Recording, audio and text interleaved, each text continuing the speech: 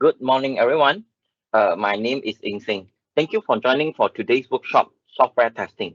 So today, actually, we're going to talk more about this particular topic, which it may be is not a new thing for all of us, especially you are from application team or developer. So in fact, by performing a very good software testing to our product or even our application, it will ensure the usability to be higher from our end user point of view. So that's why today we are very honored that we able to invite one of a very senior speaker in this particular areas, Miss Candy, where Miss Candy actually started her career as an analysis programmer. After that, she had decided to change her career path to software quality assurance and testing. She has an intensive experience in software testing management with more than 20 years experience by establishing or operationing quality management in IT industry, especially banking industry. So without further ado, I would like to invite our speaker today, Miss Candy. Candy, are you there? Yeah, Okay, can you hear Candy, me? I would like to pass the floor to you. All right, thanks, Eng Sing. Thanks. Okay, let So me Candy, you share may share my. your slide. All right.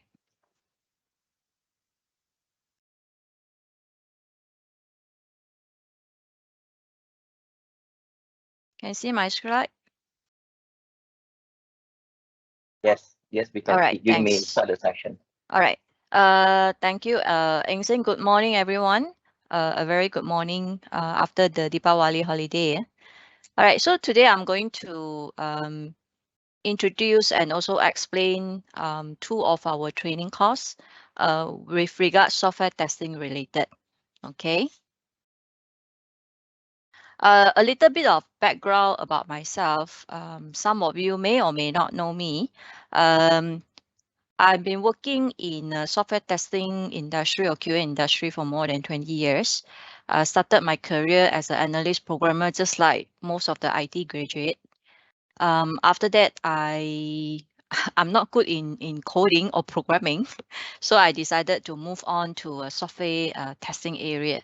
So I have around 4 years of working experience. I started as a test engineer, and then I got a chance to move on to a more senior role, which is a test manager in Scope International, or today is SEB Global Business Services. Um, After that, I got a chance to lead a team as a head of testing. My last employment was with RHB Group, about 8 years. So 8 years ago, I joined RHB Group to help the organization to establish a TCOE function for the bank.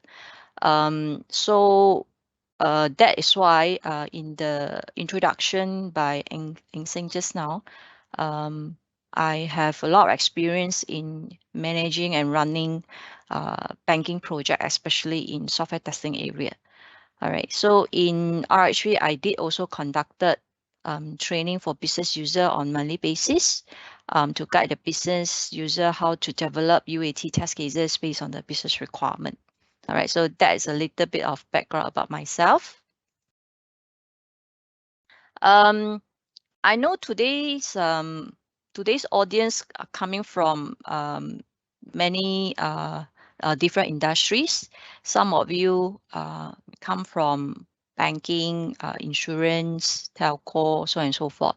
Now, in any industries that we are working, when there is an IT system implementation, or your organization would like to develop a system, IT system, I think most of the projects will undergo a system development life cycle. It's a very classic, I would say, it's a methodology used by most of the software development or IT system development. So I think this is something not new. Um, First of all, it always started with gathering the business requirement, and then developer will start to do the design and coding. Sure. Okay. Design the system, coding, and this is the part that testings kickstart after the developer or development team deploy the codes to testing environment. So in this testing stage, this is where the training program will focus on. Even though you see this is just a one box here over here, which is a testing phase, but in testing, there are many testing levels such as unit testing, SIT, UAT, performance testing, penetration testing, so on and so forth, before a system go live to production. And especially in banking industry is very strict, or is so-called is a mandatory requirement by Bank Negara that UAT is a must. That means business user will have to perform UAT before the system can go live. So in this introduction to software testing training programs, we will cover the basic understanding what is software testing about. And the syllabus is aligned with the CTFL as well. So CTFL is the ISTQB software tester certification programs.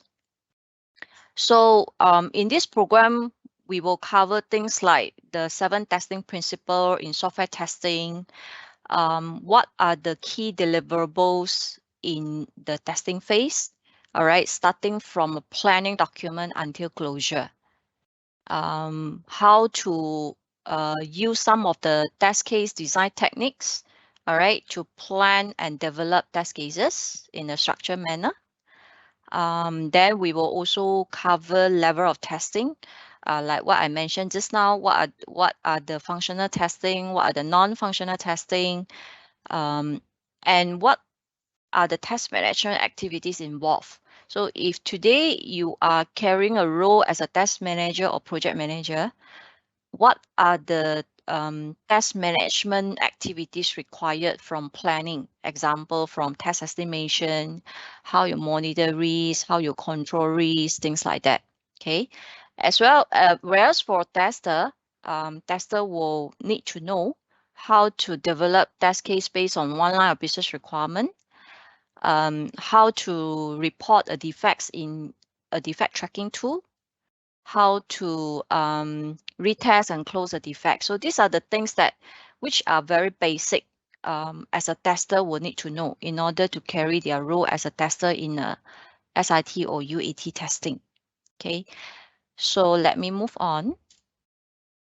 In my past experience working with business user, with IT, with BA, with project managers, these are some of the common, I would say, common issues or problems in terms of the understanding in software testing knowledge. For example, a simple business requirement like this, I think this one everybody, in fact, in today's situation, you will definitely use your mobile apps. All right. So like, for example, change password. So this is a very simple requirement. So how to derive the positive and negative test cases from this simple business requirement? When, especially for banking system or banking applications, there are so many types of banking systems. Some systems are very workflow based. Some systems very straightforward. Some system is a call center system.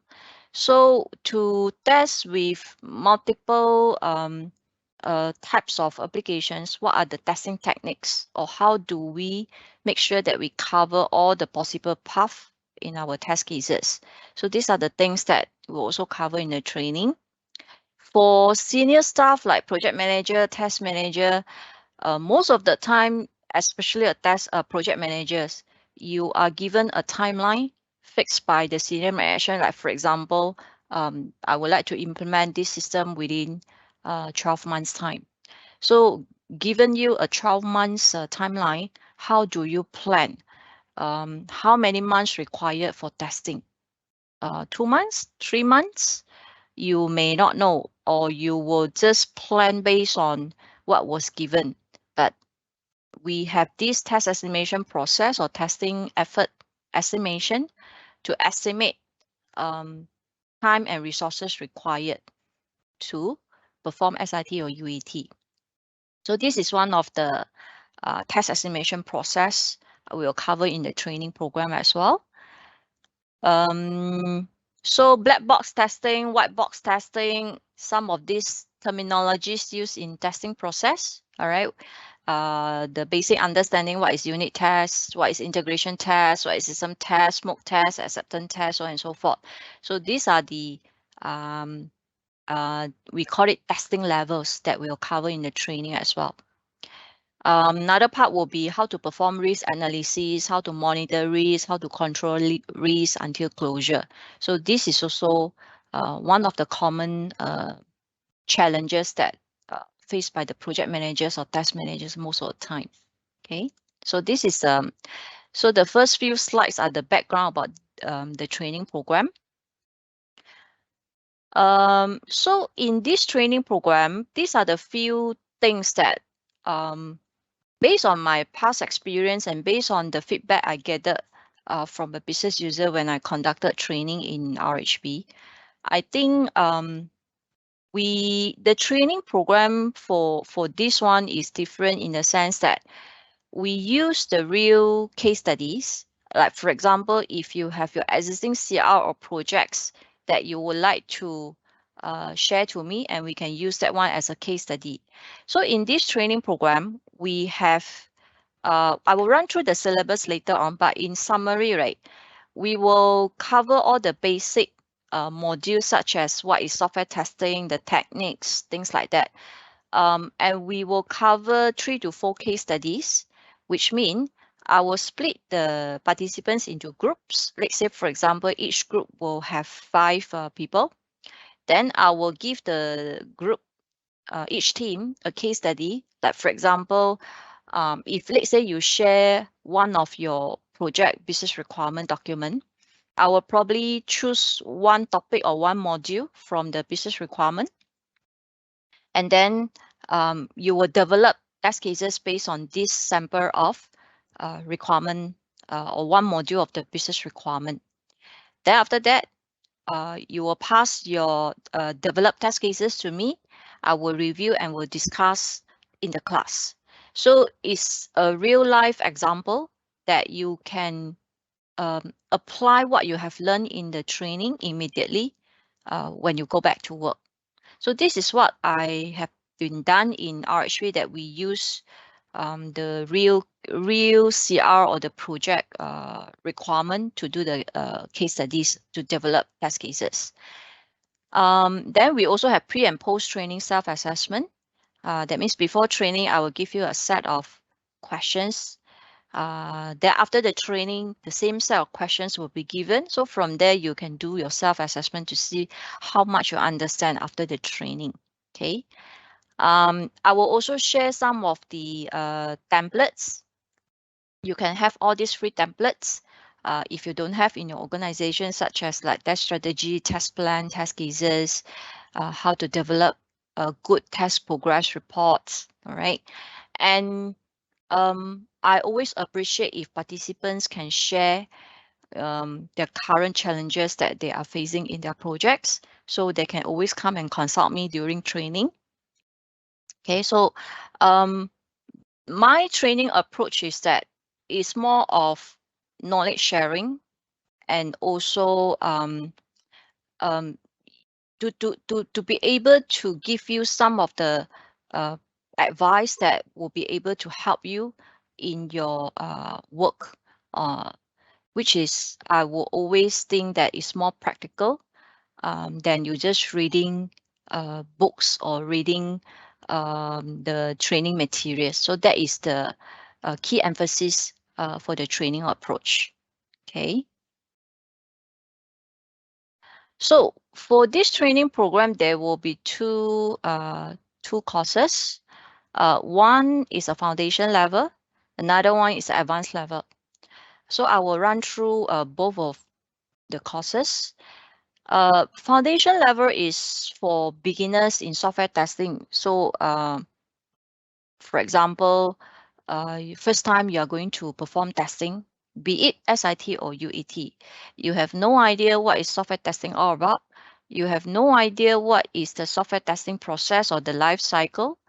So this is the course to attend for beginner in software testing or junior testers. It's a 3 days course. Why 3 days? Because we have 4 modules to cover and we have 4 case studies to practice. So that is the reason that we need 3 days to cover quite a lot of topics. So after the training, participants should be able to develop basic test deliverables such as the requirement traceability metrics, test plan, test cases, daily test progress report. It can be daily, it can be weekly. It's just a test progress report that usually the testing team will send or share to the project manager on the testing progress and the statistic of the defects, for example. So these are the case study that we will run through for the foundation course. Whereas for the advanced level, this is the target audience are the senior people like test lead, test manager, project manager, because the course will focus more on test management planning, people management. Of course, it will also cover some basic understanding what is software testing, but the key focus area will be things like test estimation, how to plan the test strategy, how to do a good management updates, especially in a like, for example, project steering committee meeting, a closure reports, because I noticed that most of the test managers or project managers, when they update the project status to the senior management, is very long-winded, or the issues that they highlighted with no action plan or no proposed resolution solution. So these are the things that I will share in the training, that what are the do's and don'ts when you do a management update or when you summarize the testing status or closure reports. Okay, and of course we will touch on the people skill. All right, the soft skill as a test manager or as a project manager, what are the soft skills required to manage and to control the especially testing activities in the projects. So this is the course for senior people, and it's a 2 days course. Same thing, there will be 5 modules covered, and these are the case studies that we'll run through in this advanced level. I will share the test estimation method, the templates, and then we will have some case study. Like, for example, I will give you the project background. So as a test manager, what sort of appropriate test strategy for these projects based on the current situation? All right, because we need to adjust according to the project scope, the project risk, the timeline, the resources, the budget, so on and so forth. So how do we plan the test strategy or test approach for different type of projects and the scope? And we will also run through the test progress report again, how to develop a good test progress reports. So I will also share the templates and what are the good practices when you send or develop the reports. All right, so this is the foundation level and the advanced level course syllabus. And both course is a classroom basis. It's not an online or virtual training, because we need to spend a lot of time in case studies, discussions, presentations. That's why the this course is only available in classroom basis. Okay. Next few slides, I will go into the details. The course syllabus, or what are the modules available in the foundation level and the advanced level. So this slide shows foundation level. There are total of 5 modules. The first module is the introduction module, where we'll cover those are very basic ones, such as what is SDLC, what is the waterfall model, agile model, the objective, 7 testing principles. So this is a common exam questions in the CTFL certification. what is black box testing, white box testing, what is software testing life cycle, all right, what is the difference between SDLC and STLC. So this is the introduction modules that we will cover all the basic understanding about software testing. Then when we move on to module 2, this is where we will very much focus on software testing life cycle, which will cover the requirement and planning, design and development, execution, and also closure. Okay, so in the module 2 is to focus on things like how you do the test planning, like for example, develop a test plan, develop a requirement traceability metrics, what are the things to look out for when you prepare test data, test environment, perform smoke testing. So all these planning activities will be here in this module, will be covered in this module 2. When come to module 3, this is a test design and development, which is very much focused on test case development. So there will be a case study here for the test script development. Whereas for module 2, there will be 2 case studies. One is the RTM and one is a test plan. So over here, we will cover all the test design techniques like boundary value analysis, equivalence partitioning, decision table-based testing, so on and so forth. All this design technique is also part of the syllabus in the CTFL certification. So this we will cover the test script development. This is what I mentioned just now, that using your current project's business requirement document, we can develop a sample set of test cases, and then we will review. I will review and we'll discuss in the classroom. So I will give my comments, things like what are the things that you can improve further when you develop test case, or what are the things that you miss out in your test case. So this is going to be an interactive section between the trainer and the participant. So you can share your your reason, your explanation, why you develop or why the team developed test cases in such a way. Come to module 4. This is a test execution module.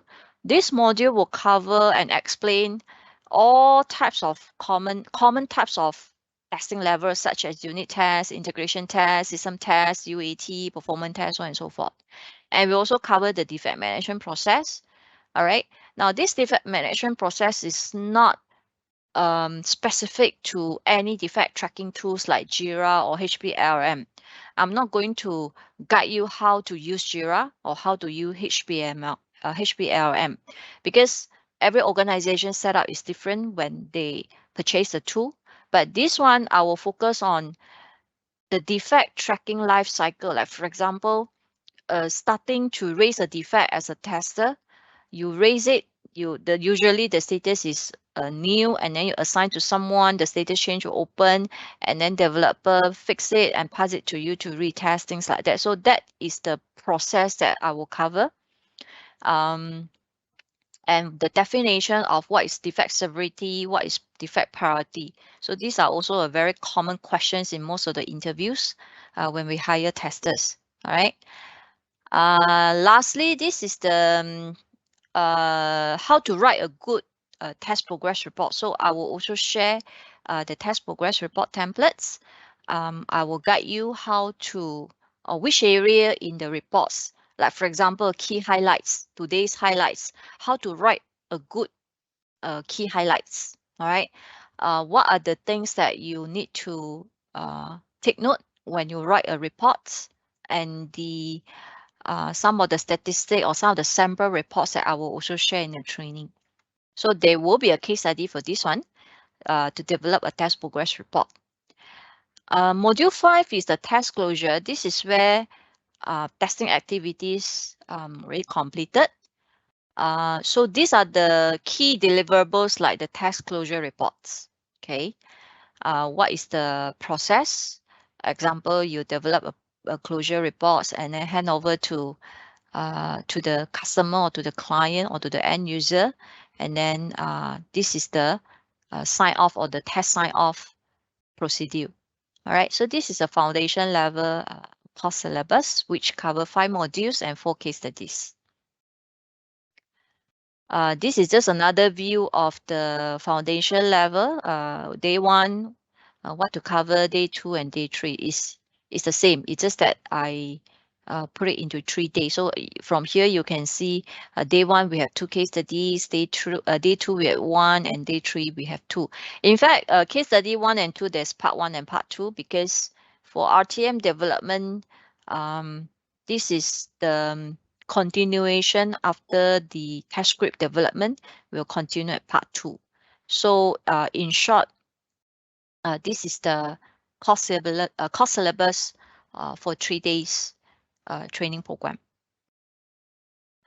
Next is the advanced level. So this is the advanced level course that meant for senior staff such as project manager and test lead. Same thing, module 1 is the introduction.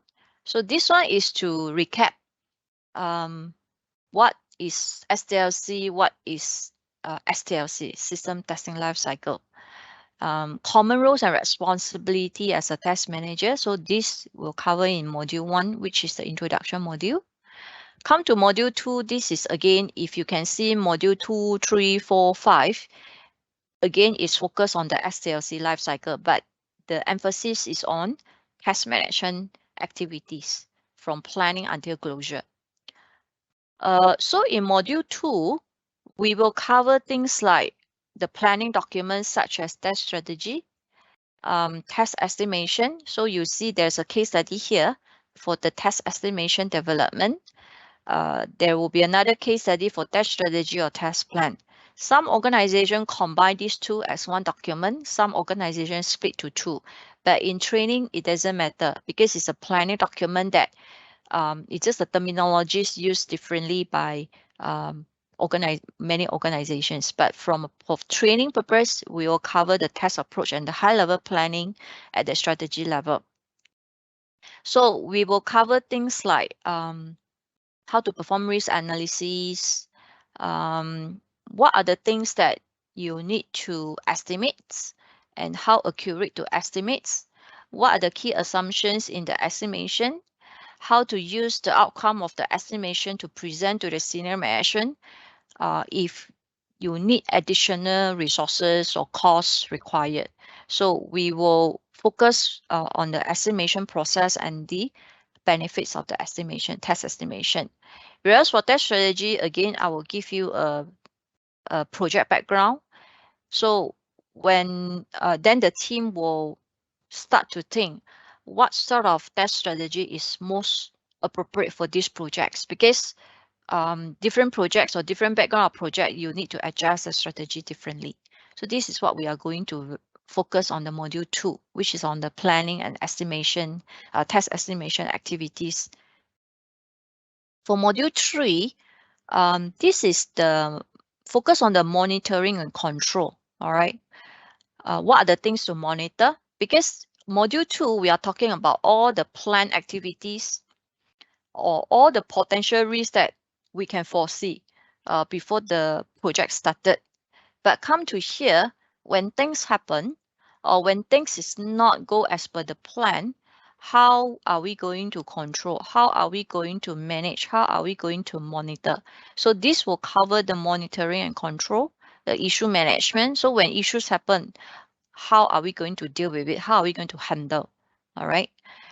Module 4 is focused on the status reporting from a test management perspective. So again, test progress report, how to develop a good progress report, how to update senior management. So this one is very focused on the status reporting techniques, the do and don'ts, some sample or things that, in your current projects that you would like to improve the way you are doing today when you give the management update. So what are the things that we need to look out for? All right, so this is the module 4 for status reporting. The last module is a test management soft skill. As a test manager, as a project manager, is very, very, very important. All right, because the project team is going to report to you as a team. So how to manage them, how to deal with some of the people issues. So this will cover in module 5. All right. So again, this is another view of the course syllabus split by 2 days. We will have 2 case study for every day, day 1 and day 2. So day 1 will be focused on the planning and estimation. Day 2 will be the status reporting and the management update. So again, there will be a pre and post training self-assessment, some quiz. As usual, we'll have games, and then we have the evaluation. So this is the advanced level. This is just some sample of my training slides. Roughly, you can see it's quite easy to understand because we use a lot of pictures, we use layman terms. So this is just some sample. Yeah, so that's all from my side to explain the course syllabus. Over to you, Eng Seng. Hey, thanks, Candy. Thank you for your time to share all the content detail. In fact, I think personally this is a very important. Rather than just looking at the A4 paper for the outline, right? Sometimes we couldn't really know what is going to be covered. So that's where that we might attending a wrong training. So this is against our InfoTrack slogan, because our slogan is sending the right person to a right training. So it will be good that just now you shared all the details so that the expectation has changed shared to all the audience today. But however, Miss Candy, actually there's a request and a lot of questions has been posting up to me already.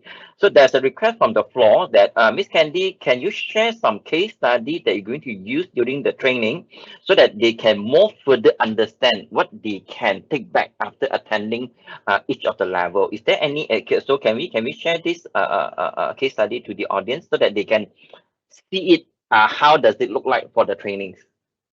Okay, hold on. Give me a minute. All right, I will share my screen.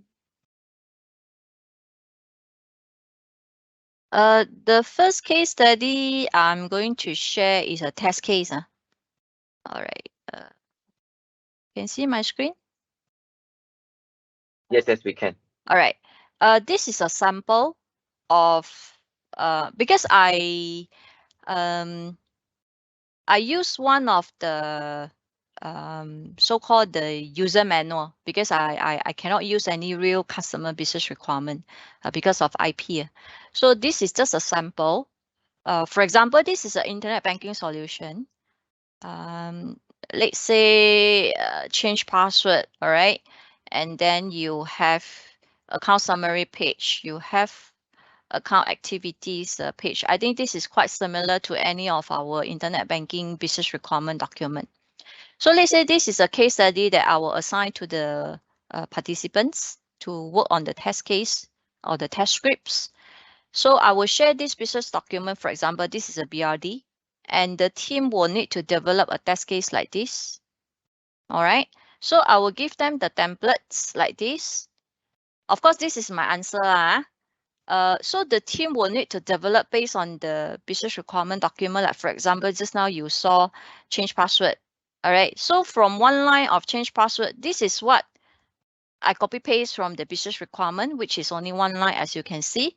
All right. Password rules validation, 7 to 10 characters long and must contain case letters, blah, blah, blah. So based on this one line, I can split to 5 test cases altogether. All right. Another example will be like, for example, account activity page. You see,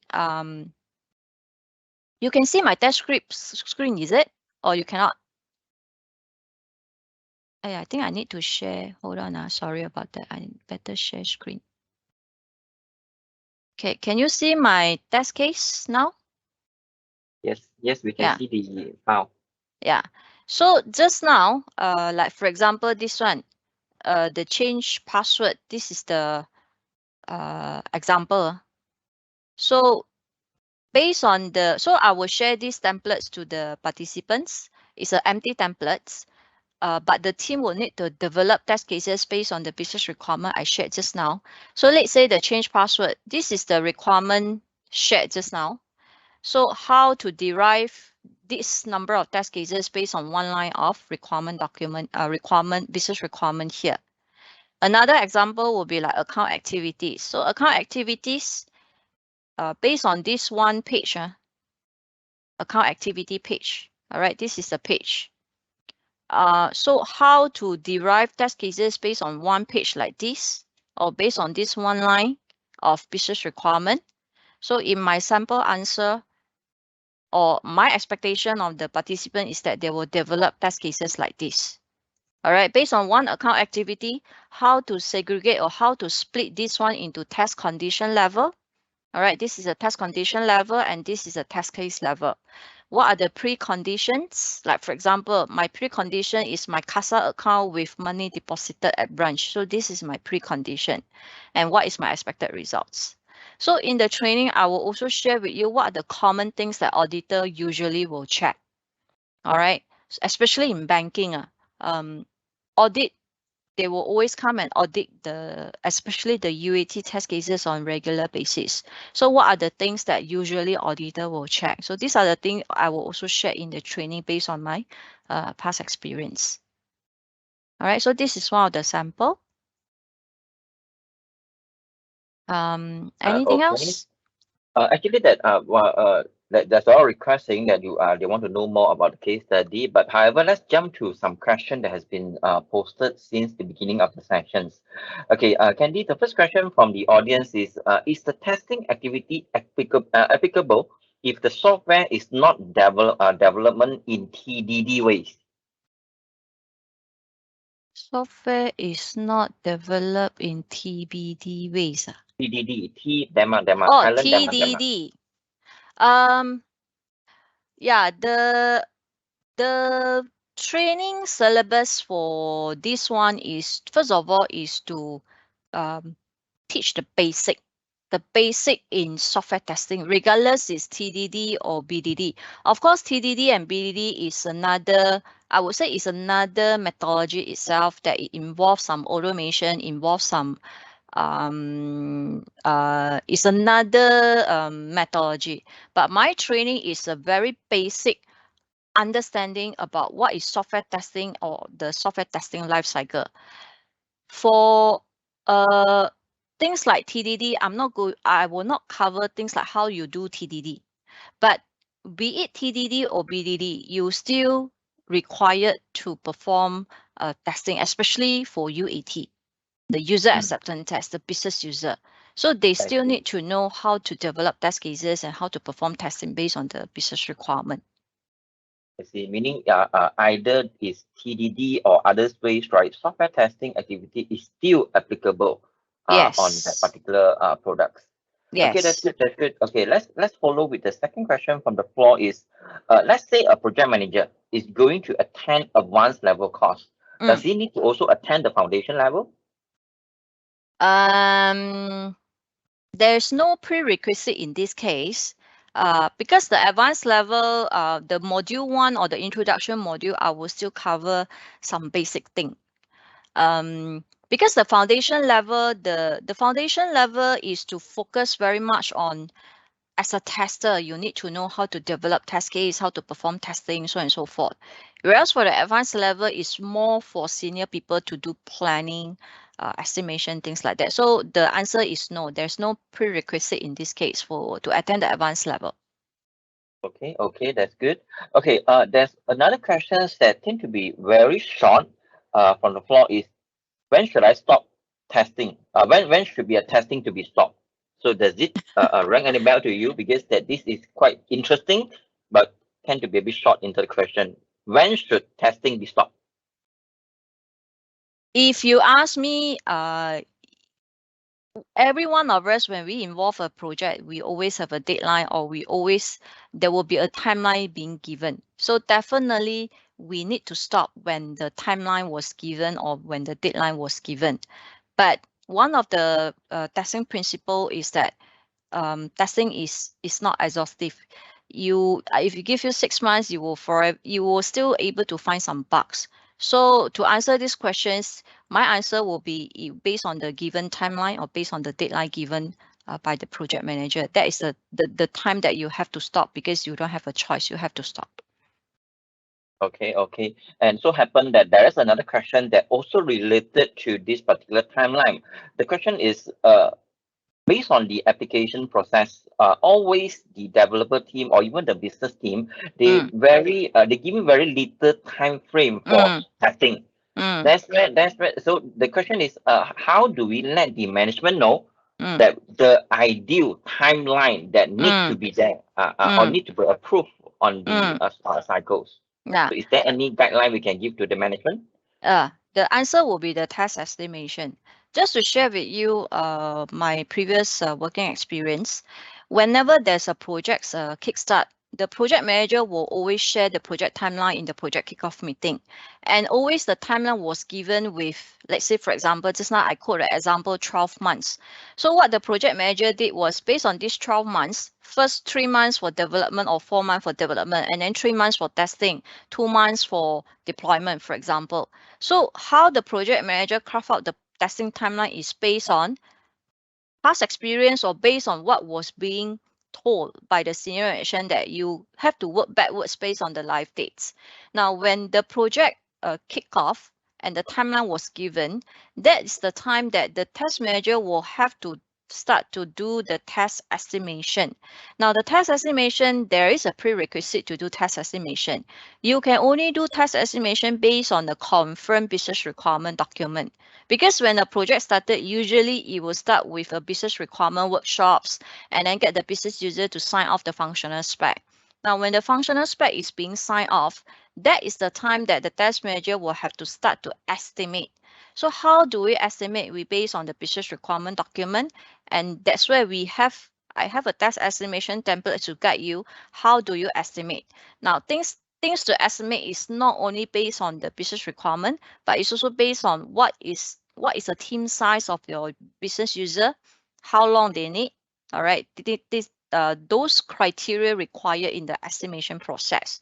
Now, let's say the outcome of the test estimation is, for example, is 4 months of testing rather than 3 months testing given by the PM. Then you have to go back to the senior management and justify why you need 3 months rather than 2 months with all the numbers that you already estimated. So that should be the right process to get more time with justified facts to the senior management. Because you cannot go back to the project sponsor to say, I need 3 months of testing. Then he definitely asks why you need 3 months. Because I think I need 3 months. So that one doesn't make sense. So the answer is test estimation process. Okay, noted on that. Okay, there's another question from the floor is, will there be also sharing about the tools that can use on test animation, test case management, and others activities? Okay, this training is not meant for guiding you how to use the tool. All right. Because there are so many tools in the market, and every organization, when they purchase the tool, they will set up or they will configure the workflow based on their organization process. But I will just share what are the common tools available in the market. Like, for example, you may want to choose to use Jira to log defects or to manage your test case in Jira, but I will not guide you how to use Jira. All right, so that is the difference between a tools training versus the process training. This is a process training. It's not a tool training. Okay, so that is very clear. So then so happened that there's also another two questions from the floor, right? Is also asking about the difference between your program and others. So the question is, what is the difference between these two programs, which is foundation advanced level, compared to ISTQB training, where it's also very popular among programmer when it comes to test manager, ISTQB. Okay. All right. ISTQB, there are many certifications. ISTQB, first of all, is an international recognized certification. And if you read the ISTQB syllabus, like for example, foundation level, I think there are about 96 over pages. If you ask me, the ISTQB certification program is all the theories. All right. Like for example, 7 testing principles. So in order to get the certification, you have to read the 96 pages of the syllabus and attend the exam, I think, which is 40 or 60 questions. So those are very theory based. my training is very focused on industry practices. Of course, the training content is also aligned, not everything, not 100%, because I'm not going to cover all the modules just like CDFL or the ISTQB. But things like, for example, when I talk about 7 testing principles, so this is a very standard. I will follow the CDFL one. But those case studies and some of the good practices, those are based on my past working experience, so which is not theory based, but more of practical based. Even the case studies is based on what I have encountered in some previous projects and make it as a case studies. And that's the reason I would prefer to use your case study, all right, your project document or your business requirement to do the case study.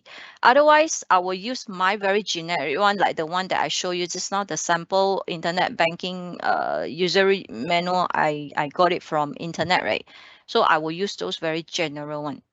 So that is the difference between my training program and the ISTQB syllabus. Okay, noted on that.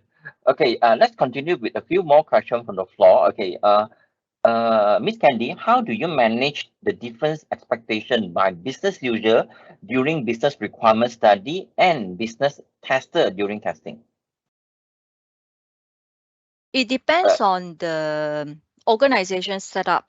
Some organization, their business user in testing and the business user to give requirement is the same person, which is quite straightforward because they are the one give requirement and they are the one to do testing.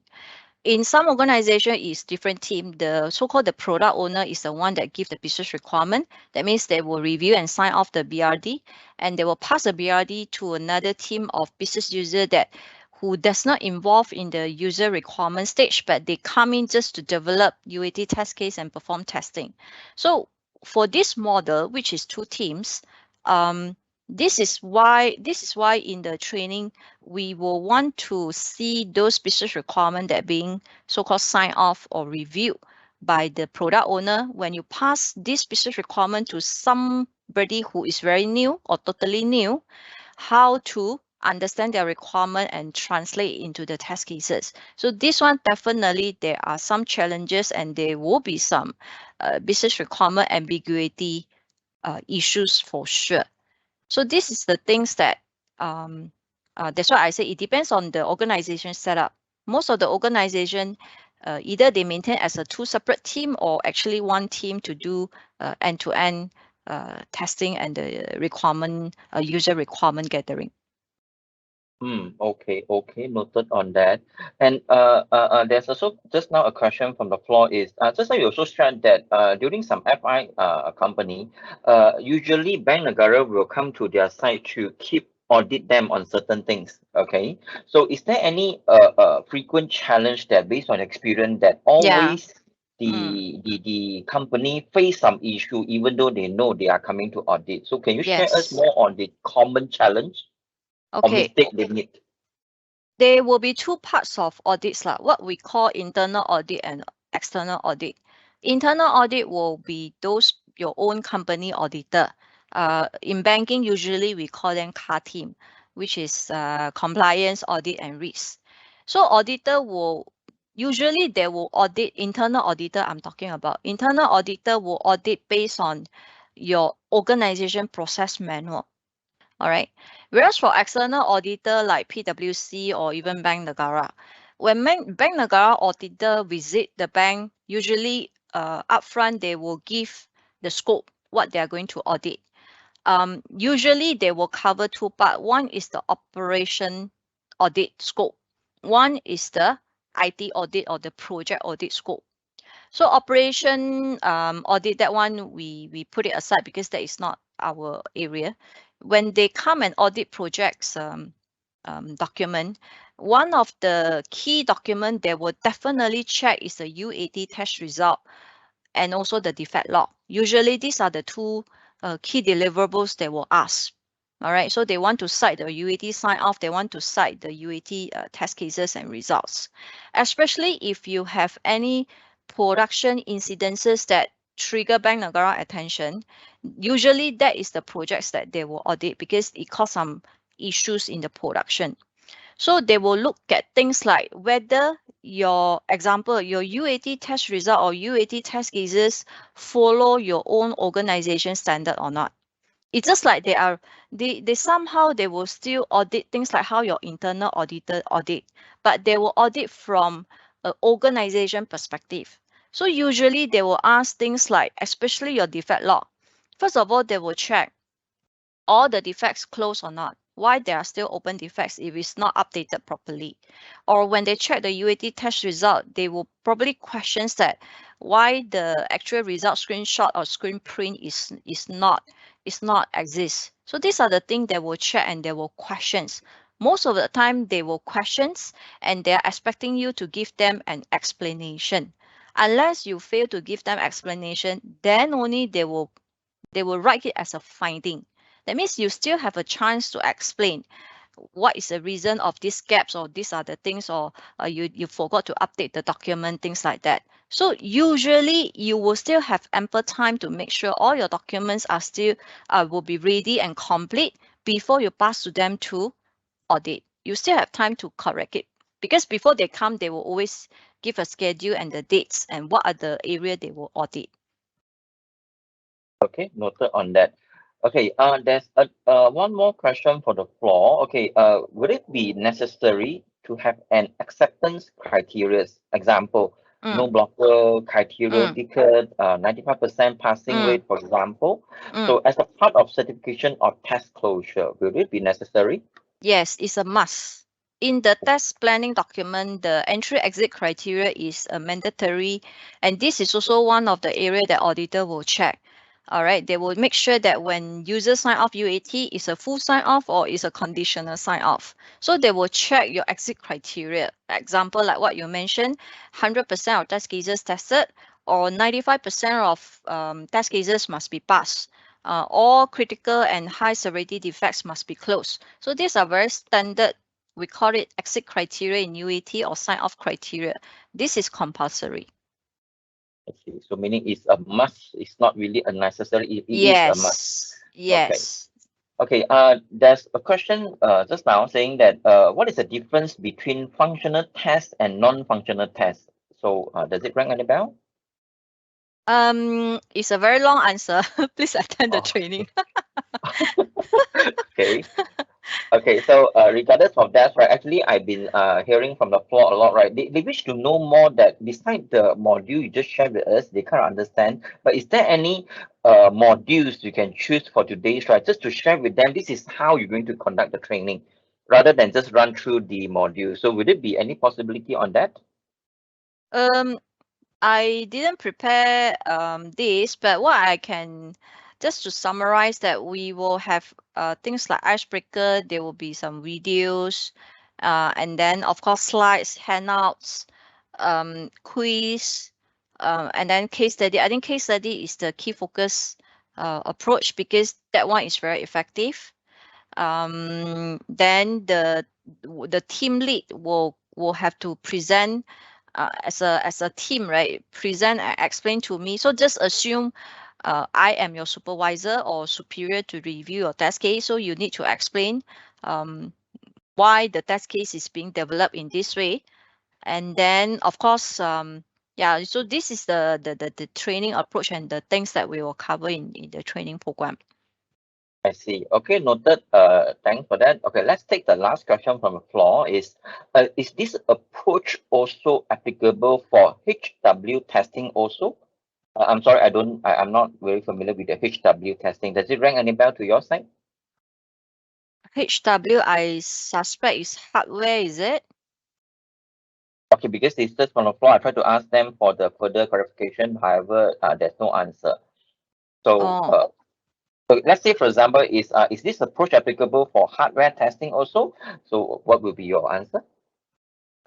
We don't call it as a hardware testing, but in the black box and white box testing, we call it that they are testing that only can be tested by developer, because it's a code-based testing.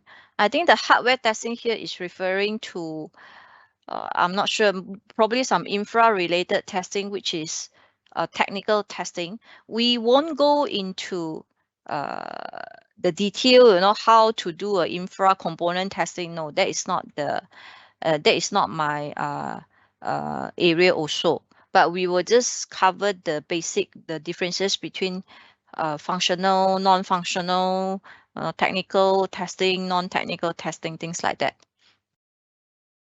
Okay, noted. Okay, yeah, Candy, I think that is all the questions that have been asked from the floor. So, is there anything that you would like to chip in for the audience before we end today's workshop? No, from my side.